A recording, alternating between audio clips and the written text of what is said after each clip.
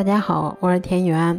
今天给大家分享一个全程手不沾面的鸡蛋发糕的做法。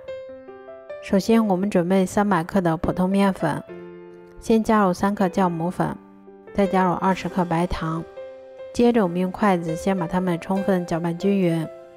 搅匀后，我们先打入2颗鸡蛋，鸡蛋的重量大约是120克。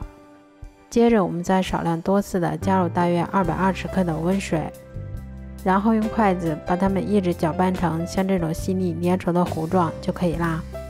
面糊调好后，我们再给它盖上保鲜膜，让它常温醒发至原来的2倍大。醒好后，我们先加入1把葡萄干，然后用筷子把它们充分搅拌均匀的同时排出里面的空气。面糊调好后，我们在蛋糕模具里面先刷上1层食用油防粘，然后再把我们调好的面糊倒入到蛋糕模具里面。